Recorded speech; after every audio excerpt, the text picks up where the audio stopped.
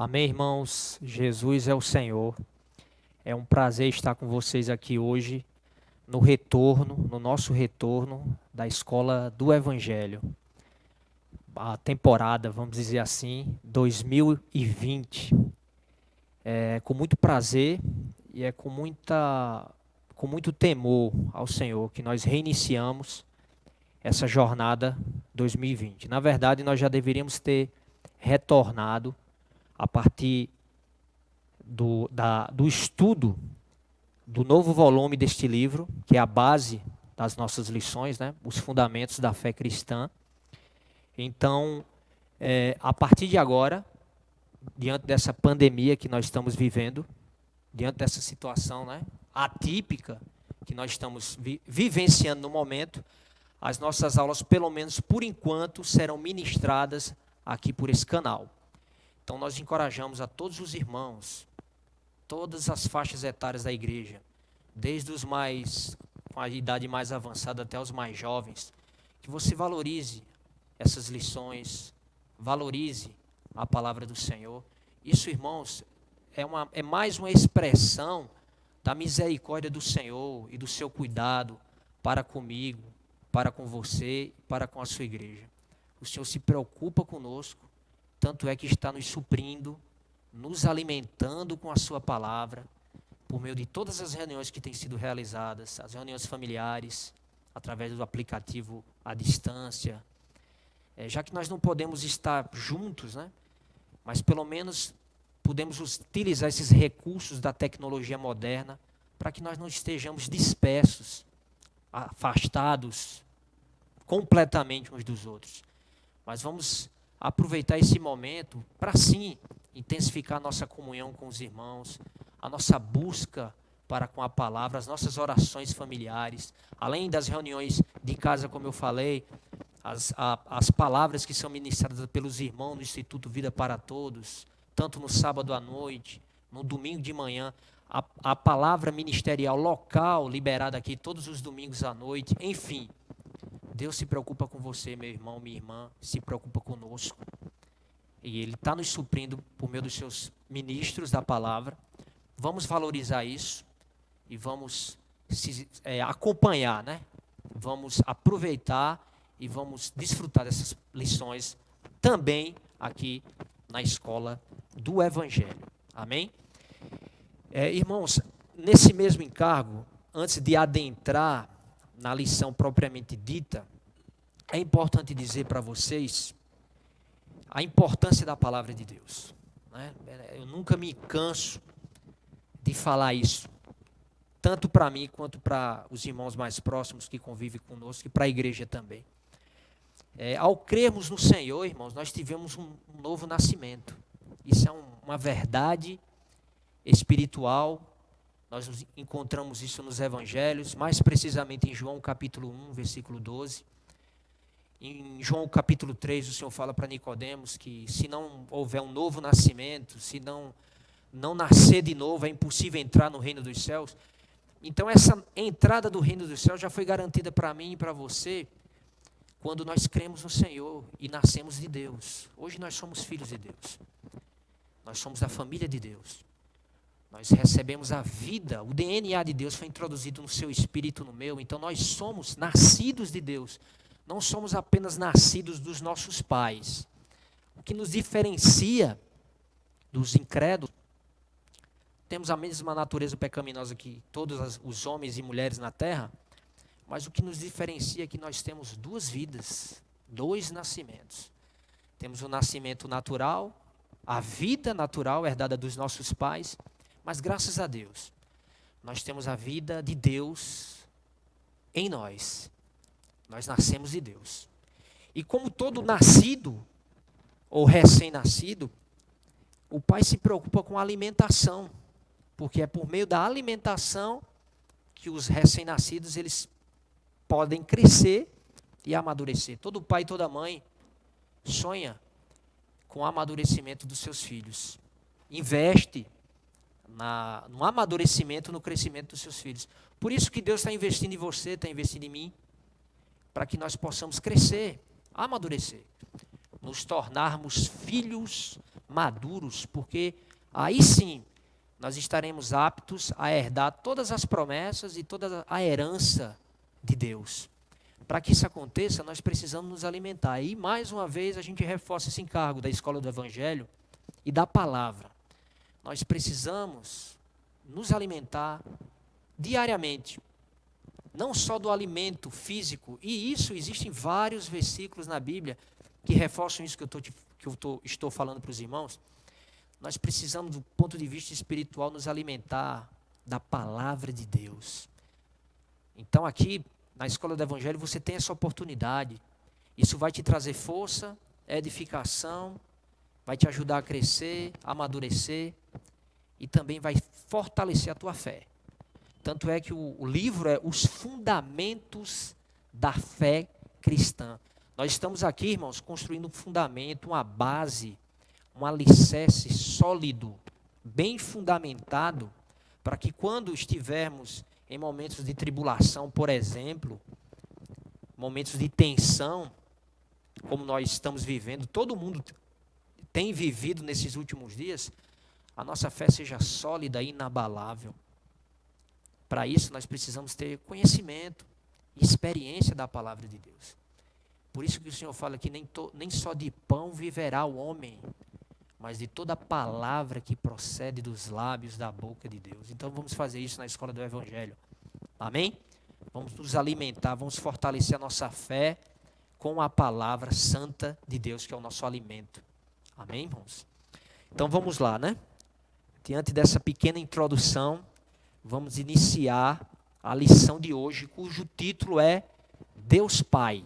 A lição número 1 dessa nova edição da Escola do Evangelho. Nas próximas lições, vamos tratar de Deus Filho, a lição 2, e o Deus Espírito Santo, na lição 3. Por isso, nós vamos tratar agora nessas primeiras lições de um dos maiores mistérios, ou talvez, seguramente, melhor dizendo, o maior mistério do universo, que é o Deus triuno. Deus é três, mas Deus não é um só. Desde já, eu adianto a vocês, irmãos, que eu já disse que é um mistério, mas acima de tudo, eu adianto a vocês da nossa incapacidade natural, diante da nossa fragilidade humana, da nossa natureza humana, nós não temos capacidade natural para entender completamente essa verdade. A verdade do Deus triuno, da Trindade divina. É uma verdade demasiadamente profunda. O que cabe a nós, acima de tudo, não é procurar entendê-la completamente, mas, acima de tudo, desfrutar dessa verdade. E Deus, por meio desse desfrute, dessa comunhão, vai fazer com que nós possamos experimentar de maneira prática e viva e viver essa verdade do Deus triuno. Amém, irmãos? Há algumas tentativas de uma maneira didática de explicar isso por parte dos servos de Deus. E uma das maneiras é a própria expressão, né? Trindade, ou o Deus triuno. Essa expressão, ela parte de dois radicais gregos, né? Dois radicais gregos. O primeiro radical grego, que é esse que você vai ver aí na tela.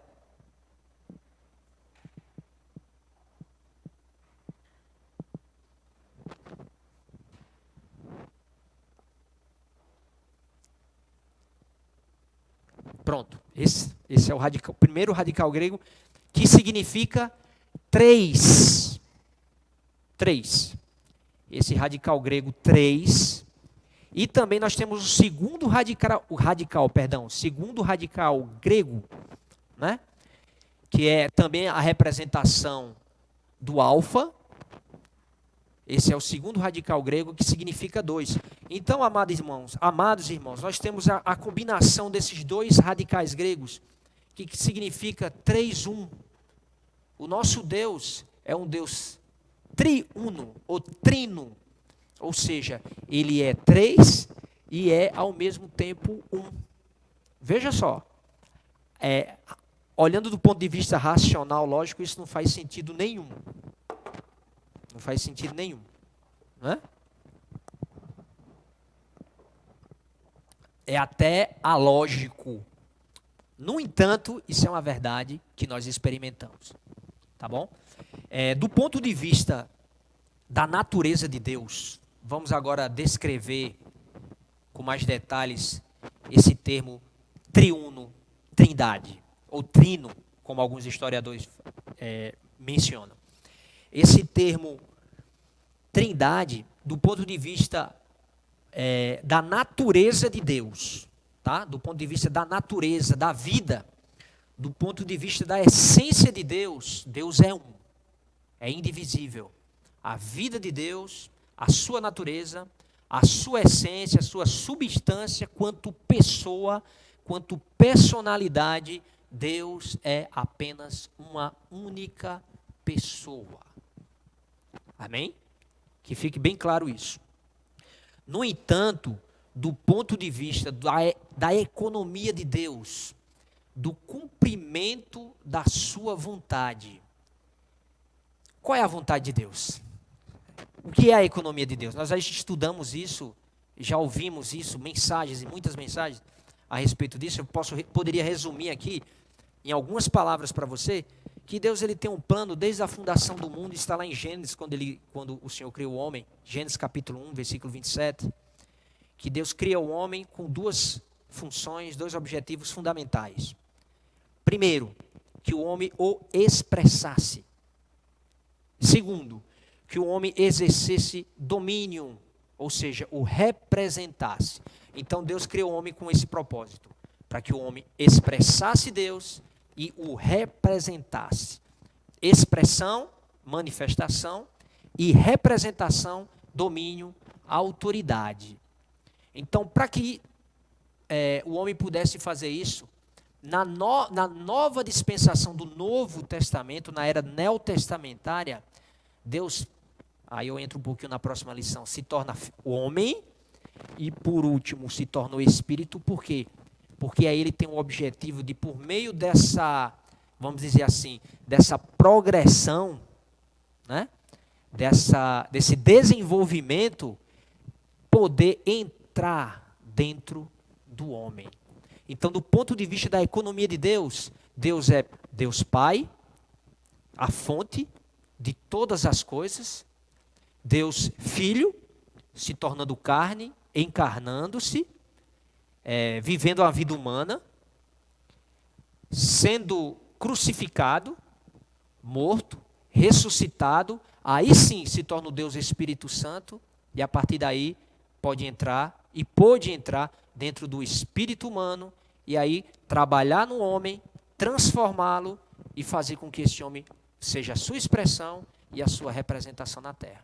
Então nós temos dois aspectos aqui, já partindo dessa primeira palavra, trindade ou triuno, do ponto de vista essencial, substancial, do ponto de vista da natureza e vida de Deus, Deus é um, mas do ponto de vista da sua economia, do seu objetivo, de se dispensar para dentro do homem, trabalhar nele, fazer com que, e usar o homem na sua obra, né? Como sua expressão e representação, Deus é três. Tá bom? Com base nisso, a gente pode avançar agora. E vamos aqui já desmistificar, vamos dizer assim, alguns conceitos heréticos que algumas escolas divulgam, teológicas, propagam por aí. Por exemplo, o primeiro seria que seriam três deuses. Não é isso? Isso não procede. Ó. Deus Pai, Deus Filho e Deus Espírito. É como se fossem três deuses, né?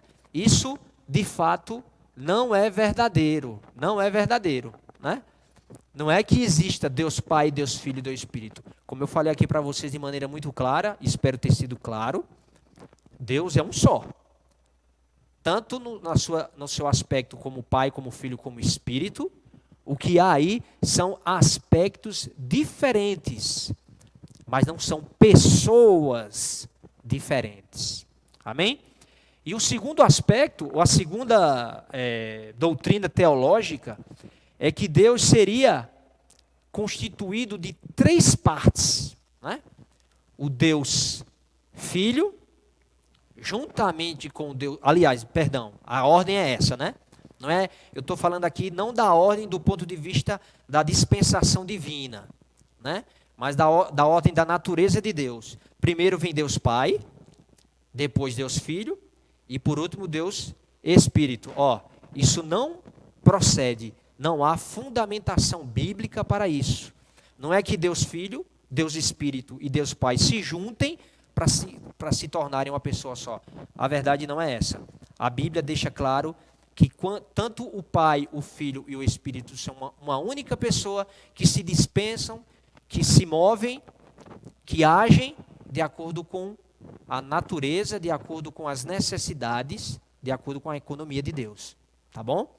Vemos isso, acompanhe comigo agora, alguns versículos. A gente pode ver isso aqui em 1 Coríntios, por exemplo. 2 Coríntios, melhor dizendo, capítulo 13. 2 Coríntios, capítulo 13, versículo 13. É o último versículo, na verdade, do livro de 2 Coríntios.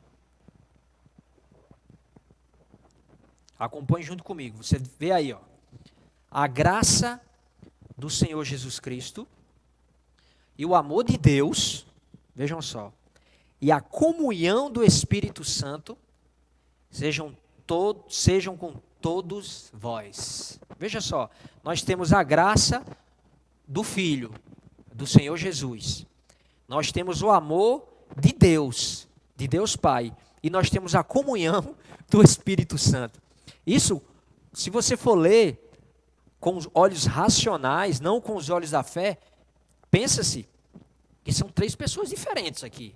Mas não, veja que Deus se dispensa como o Pai, como a fonte de todas as coisas, o amor. Nós vamos ver isso mais detalhadamente no primeiro capítulo de Efésios, que a obra do Pai é uma obra de amor, uma obra de predestinação, de escolha. Né? Daqui a pouco a gente vai ver isso. Nós vemos a graça. O que é a graça? É a expressão do amor de Deus. Né? Nós vemos a graça, a expressão do amor de Deus no Filho. Né? O que o Filho fez por nós. João 3,16, né? Que é versículo que mais retrata, fundamenta isso que eu estou dizendo, que Deus amou o mundo de tal maneira que deu o seu próprio Filho. Então a expressão do amor de Deus é o Filho. Tá bom? Isso é graça. E por último, a comunhão. Né? Hoje é possível ter comunhão com Deus, hoje é possível contatá-lo, desfrutá-lo, porque ele se tornou o Espírito. Então, mais uma vez eu digo a vocês, no que se refere à dispensação de Deus, ao seu propósito, à sua economia, Deus é triuno. Ele é o Pai, Ele é o Filho, como a expressão da graça, e Ele é o Espírito para ter comunhão com você, para que você e eu possamos desfrutar dele. Amém? E também 1 Pedro, vamos lá em 1 Pedro, capítulo 1, versículo 2. 1 Pedro, capítulo 1, versículo 2, diz assim, eleitos segundo a presciência de Deus Pai, em santificação do Espírito, para a obediência e a aspersão do sangue de Jesus Cristo, graça e paz vos sejam multiplicadas. Você vê aqui o Deus triuno de uma maneira muito clara, a presciência de Deus Pai, tá? A santificação, que é a obra do Espírito Santo em nós, é um processo no nosso interior, né, de santificação e transformação que nos levará à glorificação. E nós vemos aqui a aspersão do sangue, ou seja, a obra do Filho, a obra redentora. Vamos ver isso com mais detalhes, irmãos, como eu já adiantei. Efésios capítulo 1, a partir do versículo 3. Amém? estamos desfrutando nessa lição do Deus Pai. Então nós vamos ver aqui a obra do Deus Pai, do Deus Filho e do Deus Espírito Santo. Vamos ver aqui, ó. Vamos ver a obra de Deus. Isso aqui é uma revelação maravilhosa. Paulo registra na sua carta aos Efésios, capítulo 1, a partir do versículo 3. Ele diz assim: bendito o Deus e Pai de nosso Senhor Jesus Cristo, que nos tem abençoado com toda sorte de bênção espiritual nas regiões celestiais em Cristo. Veja só, aqui é o nosso Deus Pai. É Deus Pai. Bendito o Deus e Pai de nosso Senhor Jesus Cristo. Versículo 4. Assim como nos escolheu nele antes da fundação do mundo, para sermos santos e irrepreensíveis perante ele e em amor. Vejam só, que qual é a obra de Deus Pai? Ele nos escolheu. Amém. Graças a Deus. Ele escolheu você, escolheu a mim. Essa é a obra de Deus Pai, a predestinação. Ele, desde antes da fundação do mundo, ele nos escolheu. Em Cristo, em amor.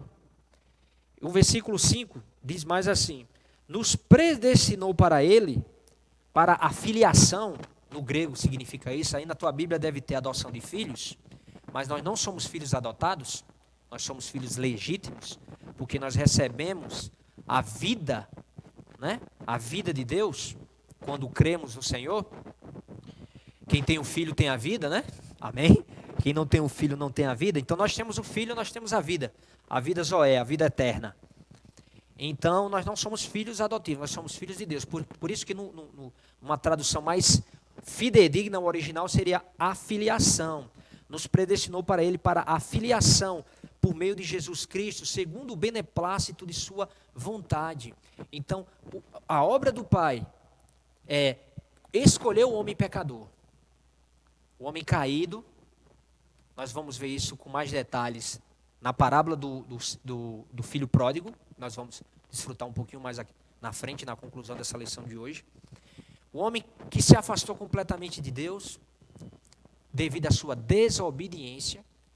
Esse homem resgatado, Deus como um pai amoroso que é, do fundo do seu coração, ele nunca aceitou o fato de que o seu filho ou os seus filhos pudessem viver distante dele. Por isso que, como um Deus amoroso, um Deus Pai amoroso, ele nos escolheu e enviou o seu filho para o nosso resgate. Essa é a obra de Deus Pai. Seguindo aqui, vamos ver a obra do Filho. Eu não vou entrar muito na obra do Filho e nem na obra do Espírito, porque são as lições, a lição 2 e 3, as próximas lições. Mas eu vou falar só um pouquinho aqui, para ficar um pouco mais claro para os irmãos e as irmãs que estão nos assistindo, tá? A partir do versículo 6 diz assim, ó: para louvor da glória de sua graça, que ele nos concedeu gratuitamente no amado. Veja, a partir daí começa a falar agora em graça. Porque a obra do Filho é uma obra cheia de graça, né? Existe um versículo que diz que até Moisés e os profetas havia a lei, mas quando o Senhor veio, ele trouxe consigo a graça, né? Então a obra do Senhor é a obra da graça, é a obra da compaixão, da misericórdia de Deus, o nosso resgate. Então o versículo 7 diz: no qual temos a redenção.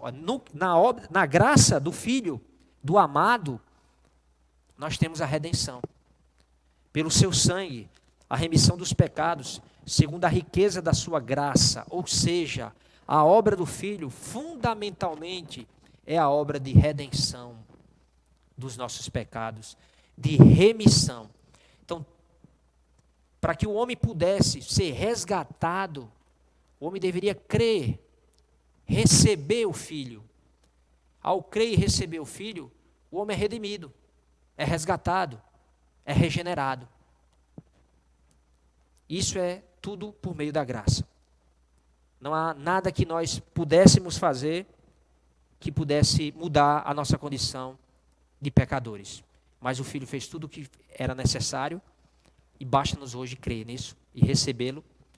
E nós recebemos junto com, na fé, todos os benefícios, né? Tudo que o Senhor fez, tudo que o Senhor é. Por isso nós somos redimidos, resgatados, regenerados. Essa é a obra do Filho, louvado seja o Senhor. E a obra do Espírito está descrita nos versículos 13 e 14, do mesmo capítulo de Efésios. Em quem também vós, depois que ouvistes a palavra da verdade, o evangelho da vossa salvação, tendo nele também crido, fostes selados com o Espírito Santo da promessa, o qual é o penhor da nossa herança, até o resgate da sua propriedade, em louvor da sua glória. A obra do Espírito aqui é nos selar. Os irmãos vão falar com isso com mais detalhes nas próximas lições. Mas o Espírito hoje é o nosso selo, é o nosso penhor, ou seja, a garantia da nossa salvação, do nosso resgate, da nossa redenção e da remissão da nossa culpa, dos nossos pecados. O Espírito vem e nos sela. Agora somos salvos eternamente, louvado seja o Senhor. Amém? Só uma curiosidade. Essa palavra penhor, ela é muito interessante. No domingo de manhã, o irmão Pedro falou um pouco sobre isso, na mensagem, né? O penhor é um termo jurídico também. No direito civil, é como se fosse uma garantia de um débito, existe uma dívida, mas com antecedência, para que assim não haja dúvidas que vá haver alguma espécie de enganação por parte dos envolvidos, que alguém vá desaparecer ou fugir, alguma coisa dessa natureza, sem quitar a dívida, existe o penhor. É feito um depósito, com antecedência, antes do caso ser julgado, concluído, há uma espécie de depósito de valores para que as partes estejam garantidas quanto ao recebimento da dívida. Então, a nossa dívida, ela era, louvado seja o Senhor, era impagável, não havia condições nenhuma para que eu e você pudéssemos pagar essa dívida. Por isso, que ela já foi paga. O Filho pagou essa dívida. E a garantia da quitação desse débito já foi realizada. Essa garantia, esse selo que foi carimbado no seu interior e no meu interior, no nosso espírito. Ou seja, não há débito mais nenhum da nossa parte para com Deus. Louvado seja o Senhor. Isso está comprovado porque o Espírito está em nós como selo e como penhor. Amém? Então, meus amados, nós vemos aqui em Efésios, 1 Coríntios, 1 Pedro, a obra do Pai, a obra do Filho e a obra do Espírito Santo, né? De maneira bem clara aqui, tá bom? Então, agora para nós adiantarmos a segunda parte dessa lição, em Lucas capítulo 15, é retratado lá 3 parábolas, né? A parábola, por exemplo, da ovelha perdida, a parábola da dracma e a parábola do filho pródigo. Nós vamos ruminar um pouquinho agora, até a gente rumina um pouco e conclui essa lição de hoje. A parábola do filho pródigo. Nós vamos ver a obra do Pai aqui. Nós vamos ver nessa parábola, abra sua Bíblia, por favor, em Lucas capítulo 15. Nós vamos ver nessa parábola a natureza do Deus Pai, o caráter de Deus Pai, a personalidade do nosso amado Deus Pai, do nosso Deus, nosso Pai. Amém? Veja só, aqui, Lucas 15, a partir do versículo 11, diz assim, continuou, certo homem tinha 2 filhos. O mais moço deles disse ao pai, pai, dá-me a parte dos bens que me cabe, e ele lhes repartiu os haveres. Passados não muitos dias, o filho mais moço, ajuntando tudo que era seu, partiu para uma terra distante e lá dissipou todos os seus bens, vivendo dissolutamente. Senhor Jesus. Veja, irmãos, a partir desses 3 versículos, nós vemos como, já tem muita coisa aqui que a gente pode ruminar um pouquinho, o desprezo do filho para com o pai, né? A impressão que dá ao ler esses 3 versículos, logo na introdução da parábola, nós vemos que o interesse do filho, ele não estava voltado para a figura do pai dele. Havia um interesse naquilo que o pai tinha ali oferecer, em recursos materiais, né? Porque, imagine, se um filho, apreciando o seu pai, amando o seu pai, dificilmente esse filho teria o desejo de viver longe do pai, de se afastar, de cair na estrada e viver dissolutamente, como esse filho viveu, distante do pai. Não. As pessoas que a gente ama, a gente quer sempre estar ali, junto conosco. Não é verdade? As pessoas que a gente ama, a gente sente saudades. Não há essa preocupação com o filho. Concorda comigo? O filho pede, ó, pai, o senhor tem o que aí para me dar? Me dá parte da minha herança. E pouco tempo depois, como diz aqui, passado não muitos dias, alguns dias, o filho já tinha a posse aqui, né, dos bens materiais, da sua herança. Então ele pega a estrada e segue. Ou seja, é um filho que despreza o pai, um filho que não tem muito carinho, muito apreço pelo pai. E se nós aplicarmos isso na nossa experiência, na experiência do mundo, irmãos, essa é a realidade. As pessoas do mundo não têm nem um pouco preocupação com Deus. Elas não estão preocupadas com Deus. Quando muito, elas estão preocupadas com o que Deus tem de bênção a oferecer a elas. Isso não só no mundo secular, da incredulidade, mas também no mundo religioso. Com tristeza nós dizemos isso.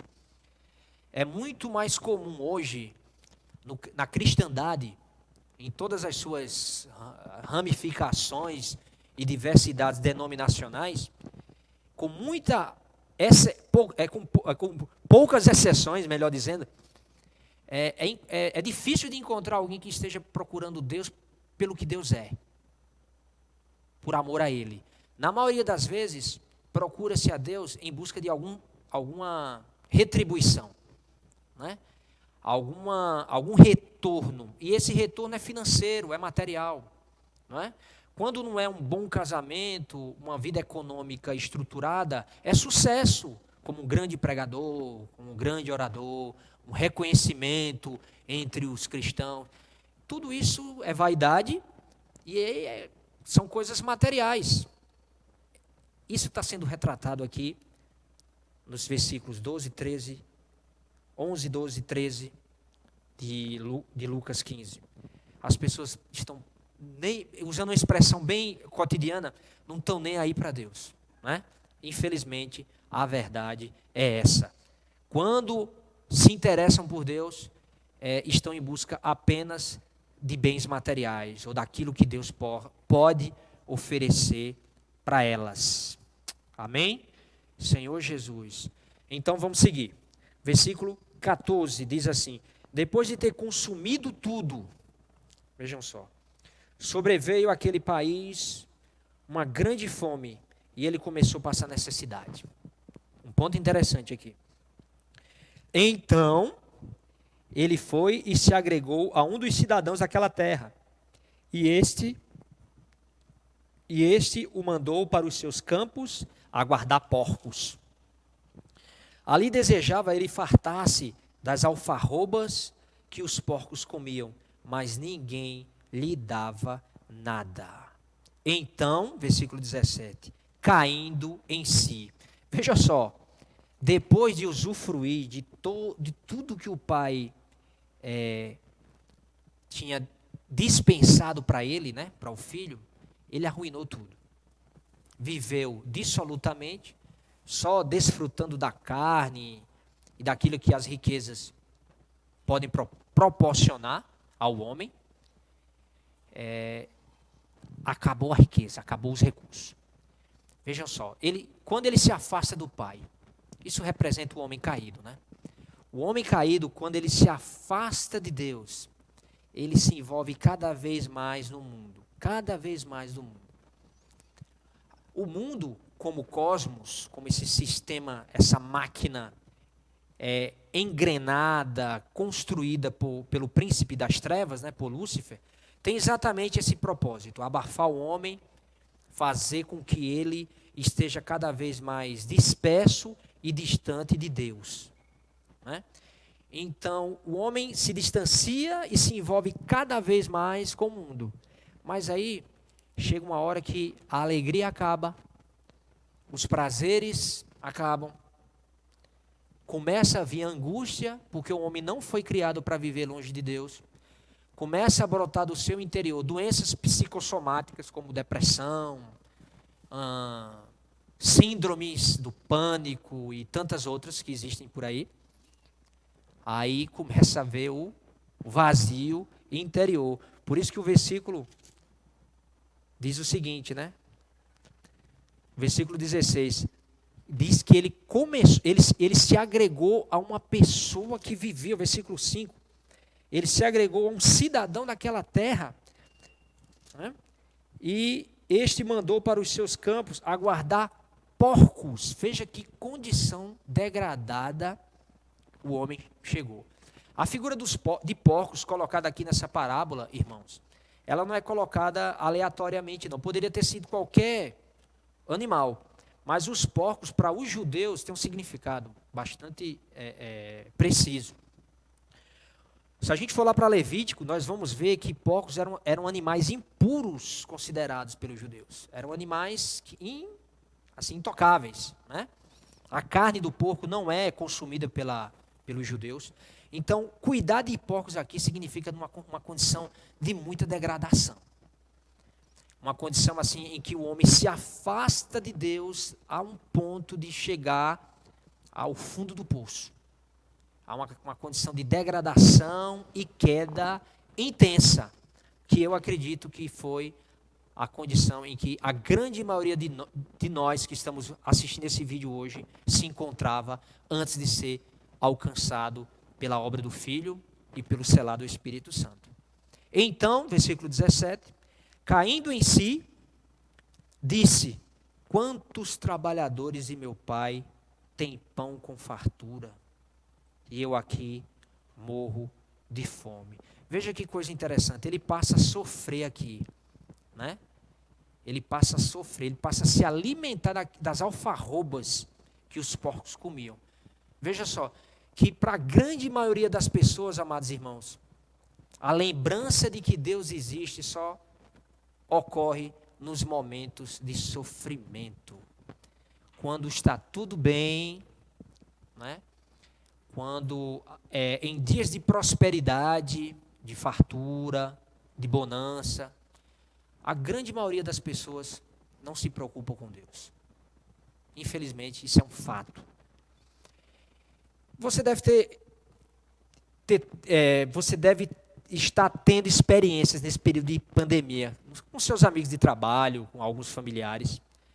Perceba que hoje as pessoas estão mais sensíveis. Quando você vai falar do Evangelho, quando você fala do Senhor, você percebe que na grande, assim, pessoas que talvez assim você conheça, eu tenho tido experiências, um pouco de experiência nesse sentido, pessoas que nem gostavam de falar sobre Deus nas conversas, hoje, devido a essa situação que nós estamos vivendo, de tensão, de incertezas, né, de medo, de angústias, perdas de emprego, muita coisa negativa acontecendo, essas pessoas passam a serem despertadas, né? Aí a partir daí elas, começam a voltar suas atenções para Deus. Essa é a natureza do homem caído.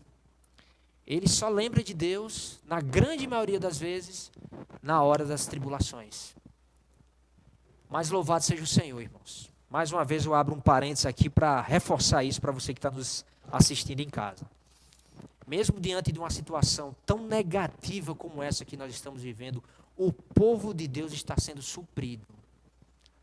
Eu creio, porque está escrito, que todas as coisas cooperam para o bem. Deus, o Senhor sabe todas as coisas. O que nós precisamos fazer num momento como esse é intensificar a nossa fé, as nossas orações e depositar nossas esperanças e confianças no Senhor. Lembre-se da história de José aqui. Só um parêntese rápido. A história de José. Aquele homem passou 13 anos da vida dele encarcerado, foi rejeitado pelos irmãos, foi vendido como escravo, foi feito prisioneiro na casa de Potifar, depois na penitenciária egípcia, foi injustiçado por Potifar.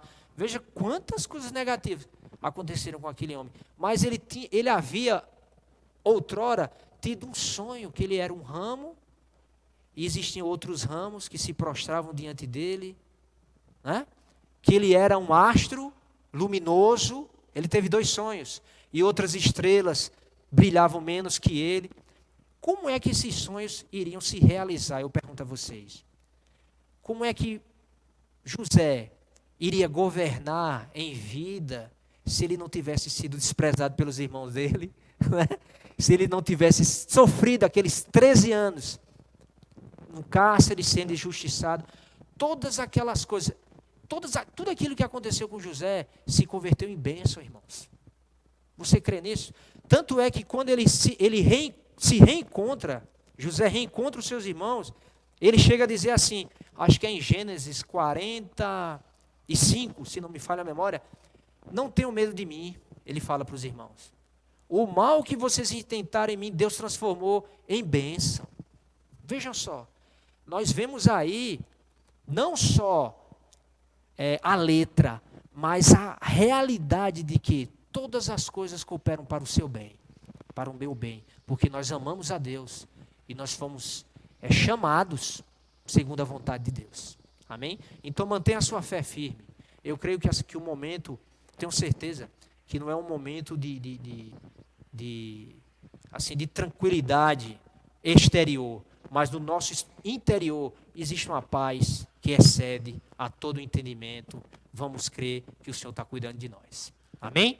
Voltando aqui agora para dar uma acelerada aqui na comunhão. Então nós vemos que os sofrimentos faz com que as pessoas se lembrem do Pai, né? De Deus Pai. Então vamos continuar. Paramos no começo do versículo 17. Senhor Jesus, que aqui diz o seguinte, então caindo em si disse, quantos trabalhadores, desculpa, eu vou continuar do versículo 18, onde eu parei, né? Levantar-me-ei e irei ter com meu pai, e lhe direi, Pai, pequei contra o céu e diante de ti. Veja só, quando o homem se arrepende, ele já começa a planejar o que é que ele vai procurar fazer para Deus, né? Esse é um homem natural, sempre querendo fazer alguma coisa para Deus, certo? E é sempre baseado naquilo que ele acredita que é possível fazer, na sua capacidade natural. Quando eu me encontrar com meu pai, eu vou falar para ele isso, aquilo, né?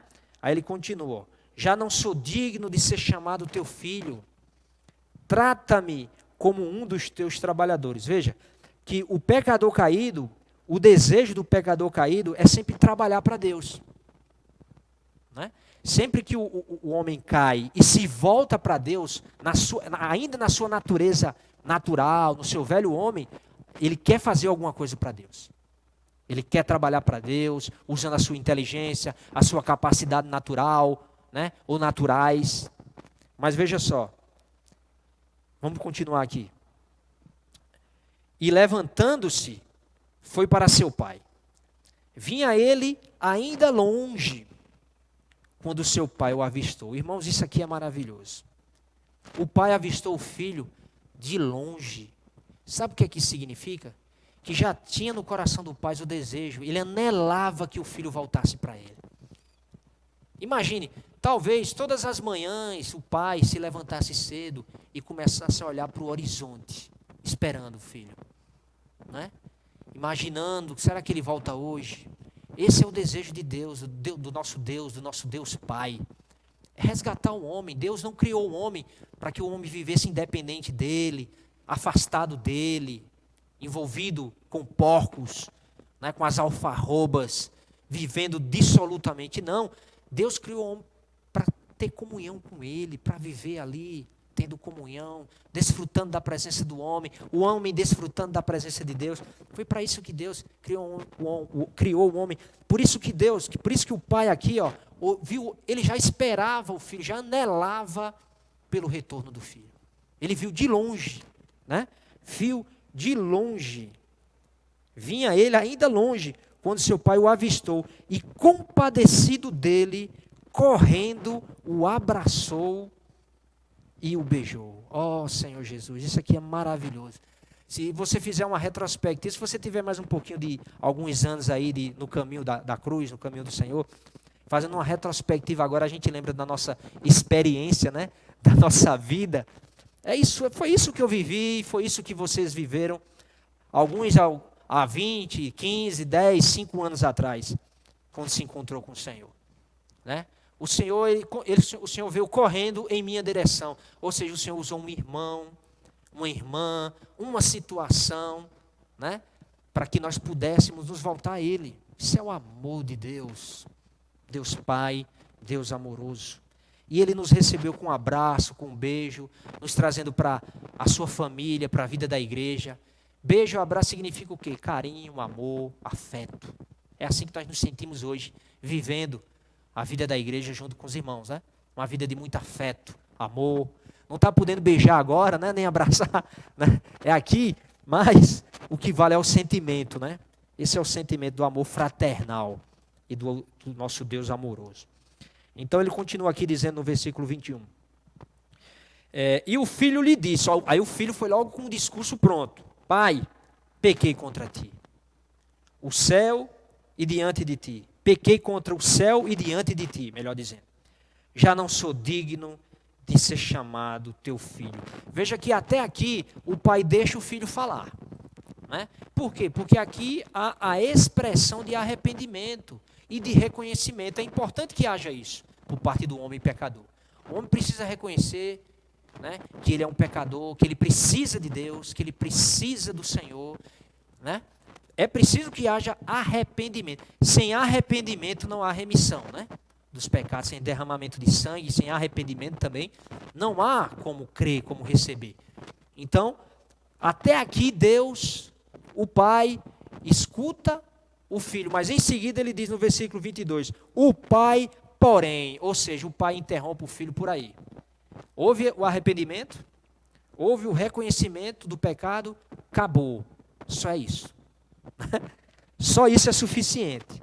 Não há nada que o filho pudesse fazer para que o filho pudesse ser recebido de volta pelo pai, né? Por isso que lá em Efésios diz que pela graça sois salvos, né? A salvação é dom de Deus, é uma questão de fé, né? Não, Efésios ou é Colossenses, né, que diz isso? Se eu não me engano, Efésios é Colossenses, né, que fala, agora me fugiu aqui. Mas diz que a salvação é um dom de Deus, é um dom gratuito de Deus, é crer. Então não é uma questão de obra, para que nem o homem não se vanglorie, não se orgulhe. Aqui, o filho já vinha com o discurso pronto, eu vou fazer isso para o Senhor, fazer aquilo. O pai recebe, escuta o reconhecimento, a confissão dos pecados, mas agora diz assim, disse aos seus servos, trazei depressa a melhor roupa. Essa roupa aqui se refere o quê? Aos atos de justiça dos santos. Dá uma olhada rapidamente aqui. Eu sempre que falo em atos de justiça, eu me lembro desse versículo de Apocalipse 19, versículo 8. Apocalipse 19, versículo 8. Senhor Jesus. Atos de justiça, né? roupa, trazei a ele roupas, porque ele estava maltrapilho, bem mal vestido mesmo, roupas velhas. Quando a gente se envolve, quando o homem se envolve com o mundo, fica nessa condição de sujeira mesmo. Mas aqui em Apocalipse 19:8, diz assim, ó, pois lhe foi dado vestir-se de linho finíssimo, resplandecente e puro, porque o linho finíssimo são os atos de justiça dos santos. Ainda no capítulo 14, esses atos de justiça, a roupa, né, representa esses atos de justiça dos santos, o que nós fazemos ou deixamos de fazer. Ainda em Apocalipse, capítulo 14, versículo 13, é dito assim, irmãos: então ouvi uma voz do céu, Apocalipse 14, 13. Então ouvi uma voz do céu dizendo: escreve, bem-aventurados os mortos que desde agora morrem no Senhor. Sim, diz o Espírito, para que descansem das suas fadigas, pois as suas obras os acompanham. Então, essa roupa representa as nossas obras, os nossos atos de justiça.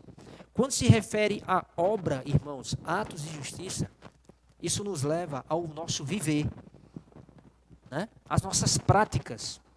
Como estamos vivendo? Então, o que seriam esses atos de justiça hoje? Seria o que nós chamamos de viver a vida da igreja de maneira intensa. Esse linho finíssimo sendo bordado é quando nós invocamos o nome do Senhor, quando nós reunimos, né? Quando nós pregamos o Evangelho, quando nós exercitamos o nosso espírito, quando nós estamos no espírito. Esses são os atos de justiça dos santos. Amém? Então, que possamos viver a vida da igreja intensamente, para que possamos estar sempre bordando essa roupa resplandecente. Amém? E em seguida ele diz, vestiu, versículo 22 ainda, ponde-lhe um anel. O anel aqui representa o Espírito, exatamente o Espírito, a obra do selo do Espírito que nós lemos lá em 1 Pedro, certo? O selar do Espírito. E por último, ele ainda diz aqui, e sandálias nos pés, ou seja, aquilo que nos separa do mundo, né? Quando nós andamos com os pés descalços, sujamos os nossos pés com a poeira do mundo, com as coisas desse mundo. Então as sandálias é como se fosse uma maneira de nos imunizar com o pecado, com a coisa do mundo, nos afastar do contato direto com essa terra, com esse mundo pecaminoso. Tá bom? E aí ele continua, porque este meu filho estava morto e reviveu, estava perdido e foi achado, e começaram a regozijar-se. Então, irmãos, vemos aqui o caráter, a pessoa, nosso Deus Pai amoroso. Quando um pecador é resgatado, é restaurado, há regozijo nos céus, na terra e na igreja. Amém? Louvado seja o Senhor. Então vamos agora responder rapidinho aqui os questionamentos, né? As perguntas. Acompanhe junto conosco aí. Toda lição nós vamos ter no final algumas perguntas para que você possa respondê-las. Se você quiser, você pode, só uma dica, você pode ver as perguntas, apertar um pause aí em casa e tentar respondê-las. Seria até interessante. Você tenta respondê-las, aperta um pause aí no canal, tenta responder, em seguida você solta de novo e confere com a resposta que nós vamos ministrar aqui, tá bom? Então a primeira pergunta é a seguinte: o que quer dizer a palavra triuno e como se aplica a Deus? Nós vimos que a palavra triuno quer dizer três em um, são dois radicais gregos, que quer dizer que o nosso Deus é um Deus que é três e é um ao mesmo tempo. E no que se refere à natureza, à essência e à vida de Deus, Deus é um. E no que se refere à economia de Deus, no seu dispensar ao homem, Deus é três. Deus é o Pai, é o Filho e é o Espírito Santo. Amém? Questão número 2. Ao pedir ao Pai que lhe concedesse seus bens, ao sair de casa e ir para uma terra distante, que o filho moço estava expressando? O que é que ele estava expressando? Expressando que ele não se importava com o pai. O interesse dele era voltado só para aquilo que o pai tinha e aquilo que o pai podia oferecer a ele, mas ele desprezava o pai, ele não se importava com o pai. E essa é a condição da grande maioria das pessoas hoje que vivem distantes de Deus. Não é isso? A 3 diz, que simboliza o fato de o filho ter buscado a ajuda de um dos cidadãos daquele país e ter ido cuidar de porcos. Como isso pode ser aplicado à sua experiência? Nós vimos que esse momento aqui representa o fundo do poço do homem caído, né? A condição terrível, o homem se afasta de Deus, se afasta, se intensifica na sua queda, se envolve cada vez mais com o mundo, se degrada cada vez mais, e a figura dos porcos simbolizam um grau intenso de distanciamento de Deus e de degradação, queda e pecado. Não é isso? Ok, vamos lá. Questão número 4. Quando o filho caiu em si e percebeu que os empregados de seu pai tinham vida melhor do que a sua, que pensou ele em fazer? E como isso se aplica às pessoas hoje? Aqui nós vemos, né, que o homem só se lembra de Deus na hora das tribulações, o homem caído, né, o homem ainda não regenerado, e que ele diz assim, como se aplica, né? O que ele pensou. E quando ele se arrependeu, ele pensou em trabalhar, né? Não, eu chegar lá no meu pai, eu vou fazer isso, vou fazer aquilo, Sempre o homem caído, quando ele se arrepende, ele sempre tem esse desejo de querer fazer algo para Deus. Deus não está interessado naquilo que o homem tem para Deus, ou queira fazer para Deus. O interesse de Deus é que Deus possa fazer a obra dele no homem, não que o homem possa fazer algo para Deus. Não é isso? Pergunta número 5. Quais os 3 itens que o pai ordenou aos servos que lhe trouxessem para o filho e que simboliza cada um deles? Acabamos de ver. Primeiro foi o quê? Quem lembra? Primeiro foi, eu não lembro. Deixa eu me lembrar aqui. Não, primeiro foi a roupa, lembrei. Primeiro foi a roupa, nossos atos de justiça, né? Viver a vida da igreja, o nosso viver diário, invocando o nome do Senhor, pregando o evangelho, exercitando o nosso espírito. Né? O segundo foi o anel, que representa a obra de penhor, o selar do Espírito Santo. O anel naquela época, irmãos, ele trazia em si o brasão da família, né? O brasão das famílias, que era usado mesmo como carimbo, como um selo para assinatura de documentos. Então o Espírito Santo nos selou. Nós somos filhos de Deus.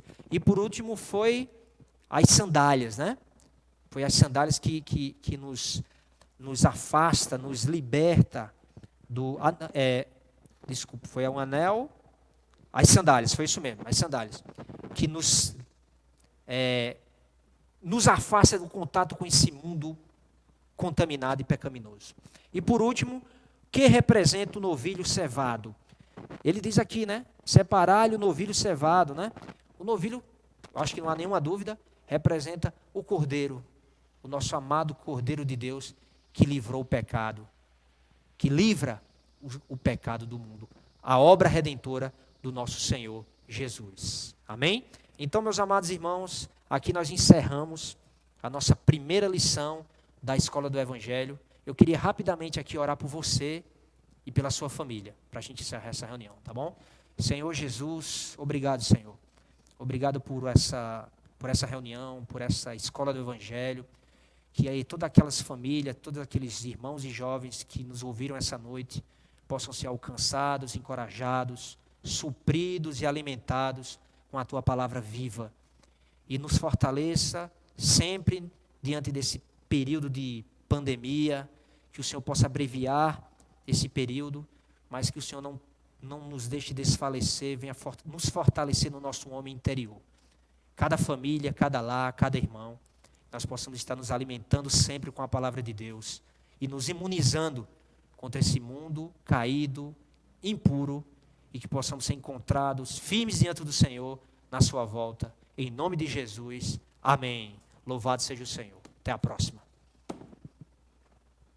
Fé é o elemento fundamental de alguém escolhido e chamado por Deus. O justo viverá por fé. A fé vem pelo ouvir, e o ouvir a palavra de Cristo. O livro Fundamentos da Fé Cristã contém 24 lições que visam fundamentar e fortalecer a fé cristã. Ele é a continuidade do volume 1, abordando os mesmos temas, porém de modo mais abrangente e profundo.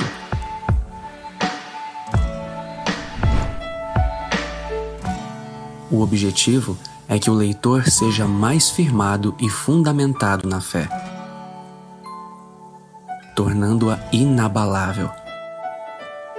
Numa época em que tantas ideologias tentam enfraquecer nossa fé, a leitura desse livro se faz necessária para os que anelam ter um viver individual e coletivo com sabedoria e equilíbrio que agrade a Deus e os conduza em triunfo para o reino de Deus.